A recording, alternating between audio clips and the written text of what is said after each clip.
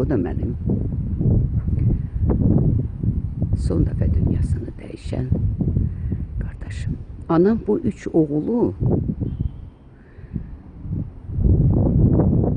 ölümünü görməsin deyə bunlardan qabaq Allah Teala onu bu dünyadan apardı. O hələ yaşaya da bilərdi. Onlar uzun ömürlüdürlər. Elə buralarda o da köhnə qəbirdir. O yanda yuxarıda şəkil göstərəcəm size. O onun atasının qəbriydi. 92 yaşında rəhmətə getmişdi. Odur, aga deyərdik biz ona. Şəkili olan. Deriz. Bax o. Bu qardaşın səhvləri nə idi? Bax bu sirlər açılacağı gün lalələr hər yanı bəzəyəcək deyilirdi o sirlər arasında. Buyurun, görürsünüz. O dəfə mən laləni göstərəndə dedim, bunun da bir hikməti var. Yəni o sirlər. Günü, ili, tarixini bilmirdim təbii ki, amma lalələr açan günə təsadüf etdiyini neçə kitablarda gözdən keçirmişdim.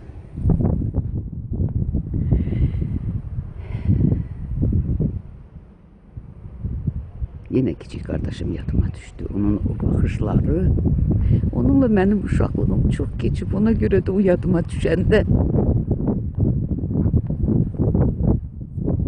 bana çok ağır gelir hayat. Son nefesine kadar nefes verir, elimde, kucağımda nefes verir, can verir. Değil o dükkanınızı verseydiniz ben oranı el işte derdim ki. Çok koçak adam. Hiç ne özüne ar bilmezdi. Ta ki balalarının karnını tok edeydi.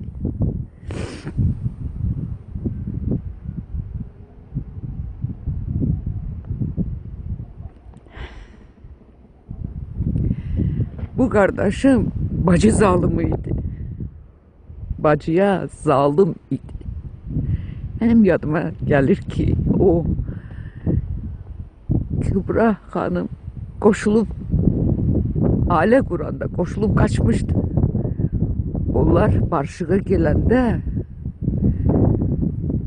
bu kardeş kerpiçi götürüp onun döydüğünü başına vurduğunun şahidi olmuşam ben. Ki niye koşulup gedibsə. Belə bir insan da tanıyıram ben hayatta. Həkimdi, adlı sanlı insanlardı, Gəncəlidirlər.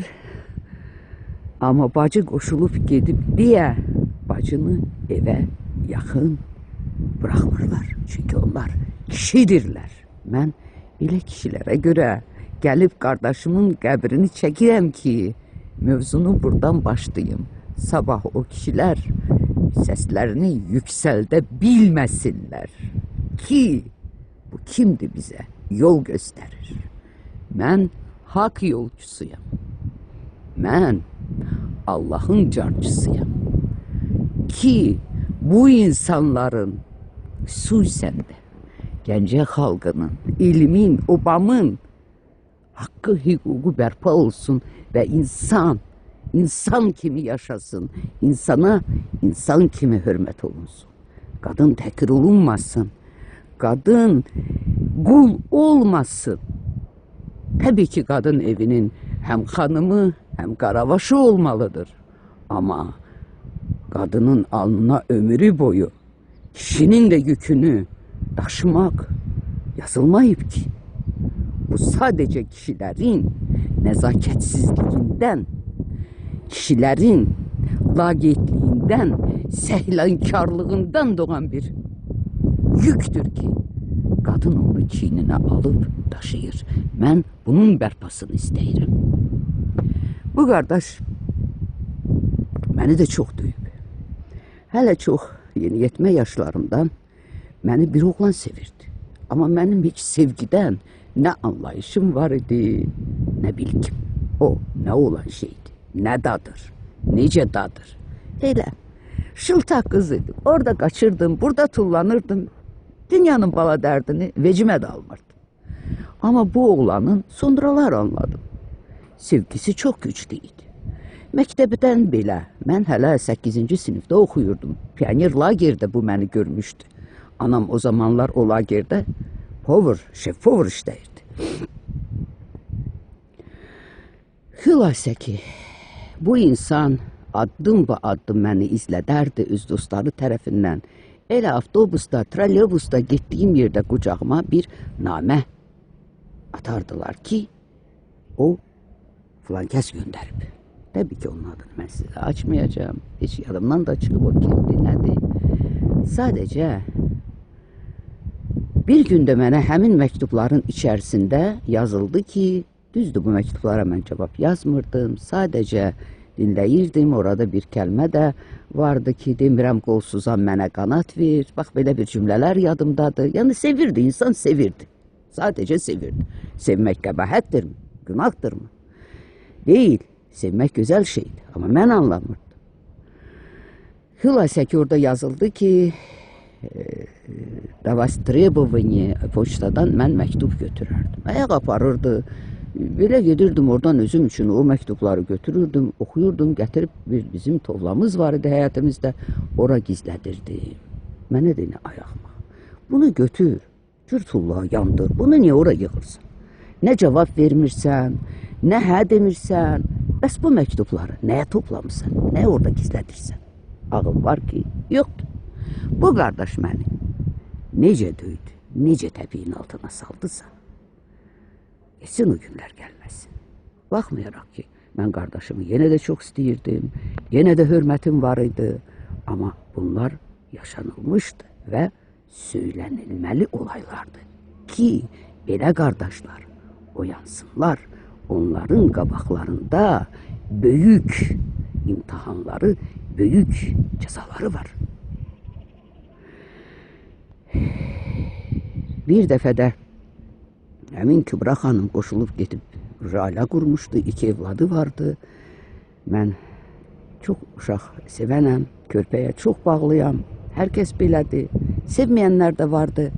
Amma mən çox çılğın istəyim var körpələrə. Gedərdim saatlarla o uşaqlarla oynayardım, bir də baxardım ki, hava qaralıb, yavaşça yola düzəlib evə gələrdi. Bir dəfə də belə bir şey oldu. Yavaşça bizim həyətin böyründə bir pilləkənlər vardı. Orana çıxırdın, ikinci bir ev vardı. Nəysə o pilləkənlərlə çıxıb barıya qalxdım ki, baxım görüm bu evdədir ya yox. Gördüm ki, həyətdə uzanıb yatır. Yavaşça barının üstündən gəldim. Oradan keçdim tut ağacının üstünə, oradan da həyətə düşdüm. Düşməyimə də peşman oldum. Nə qədər döydü məni, nə qədər döydü məni. Cılız uşaq, təpik, yumruq. Yazıq qardaşım, o vaxt bilmirdim ki, mən onu gərək bağışlayım. Bağışlaya bilmirdim, qanmadım. Oxumamışdım, öyrənməmişdim. Xülasə, bunun səhvləri çox idi. Odur ki, o da dünyasını boğula-boğula bitirdi.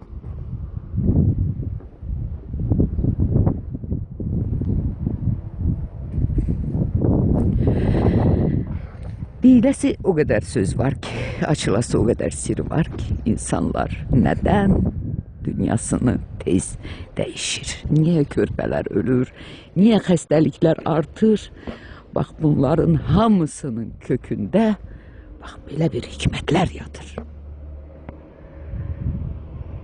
Ən çox şək etmək, Allahın yaratdıqlarını qınamaq, 2 kəlmə kitab oxuyan kimi mənəm demək, böyüklük etmək, kreslo istəmək, hökumət olmaq. Hökumətin içində də olanlar başqa cür, rüşvətlə, insanların hüququnu əzməklə cəza alırlar. Öləndə də deyirlər, gözəl insan idi. Nədən belə dünyasını tez dəyişdi? Amma o gözəlliyin içindəki bu çirkinlikləri nə görən var, ne de görmek isteyen odur ki bugünkü divane sınak da ile buradaca bitti. Bakın orada delili göy renktir. Ezel binadan özün fikirleş bir netice çıkar buradan. Nevainin hikmetinden delil gelir bu. İrəli ki, yani Allah evinin delili göy rengidir. Göy, imam deyirdik biz bura. Bak burada bir karışka yuvasından Allah'ın nuru zuhur edip ve insanların ruhuna çevrilip. Ben sonuncu dəfə bura ziyarete gələndə artık bunların hamısını bilirdim. Ve özüm özüme dedim, ya Rabbi, daha benim burada ne işim var? Beni bura neye getirmişsin? Deyir, bak görürsen. O avam insanlar hele de yatırlar. Bunu bilirsiniz neye benzetti bana? Ərə. Bu göz bağlayıcı var mı ki elleri bağlayırlar, insanların beynini göğe yatızdırırlar, onları min oyundan çıkarırlar. Bununla Allah Teala onu mənə sübut etdi ki, mən küllü bəşəri bax beləcə yatızdırmışam və ruhen özüm onların başına 52 milyonlarla oyun açmışam. Budur.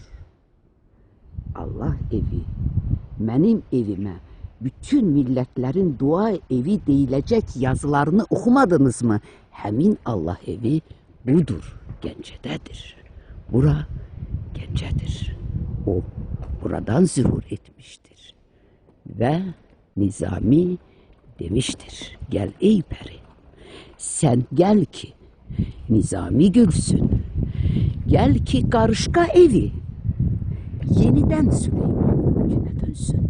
Emelinle ötüşsün, koy ömrünün her günü. Temiz bir insana tapşır. Sen Süleyman mülkünü.